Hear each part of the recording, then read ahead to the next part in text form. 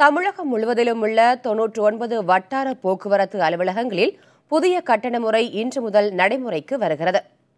இதுகுறித்து போக்குவரத்து ஆணையர் சத்யபிரதா சாஹூ வெளியிட்ட அறிவிப்பில் புதிய கட்டணங்கள் தொடர்பான விவரங்கள் தெரிவிக்கப்பட்டுள்ளது. அதில் இருசக்கர வாகன ஓட்டுநர் உரிமம் பெற 500 ரூபாயும், ஓட்டுநர் உரிமத்தை புதுப்பிப்பதற்கு 200 ரூபாயும் கட்டணமாக நிர்ணயிக்கப்பட்டுள்ளது.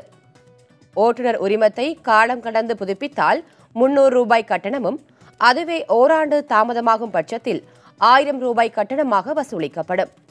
இருசக்கர வாகனங்களை பதிவு செய்ய 50 ரூபாயும், கார் மற்றும் ஆட்டோக்களுக்கு 300 ரூபாயும் கட்டணமாக நிர்ணயம் செய்யப்பட்டுள்ளது. கனரக வாகனங்களை பதிவு செய்ய இனி 1500 ரூபாய் கட்டணமாக வசூலிக்கப்படும். ஆட்டோவை புதுப்பிக்க 225 ரூபாய் முதல் 625 ரூபாய் வரையும், அதுவே காலம் கடந்து புதுப்பித்தால் 3000 ரூபாய் கட்டணமாக வசூலிக்கப்பட உள்ளது.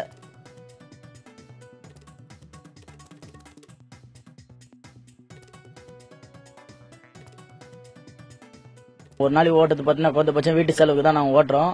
கஷ்டத்துக்கு தான் நாங்கள் ஓட்டின்னு இருக்கோம். இந்த மாதிரி ரினியூவலு, பர்மிட் ரினியூவல் இந்த மாதிரிலாம் ஏற்றினா, பெட்ரோல்லாம் ஏற்றினா எங்களால் ஓட்ட முடியாது. இவ்வளோத்தையும் கட்டினா எங்களால் சமாளிக்க முடியாது.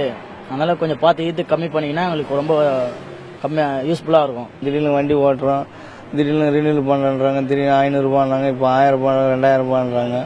இது ஒன்றுமே நாங்களாம் ஒய்ச்சா தான் காசு, வண்டி ஓட்டினா தான் காசு. பெட்ரோல் ஏற்றுறாங்க, டீசல் ஏற்றுறாங்க, அதெல்லாம் வந்து ஓனர் இது பண்ணுறாங்க. நாங்கள் ஓட்டினா தானே எங்களுக்கெல்லாம் பைசா.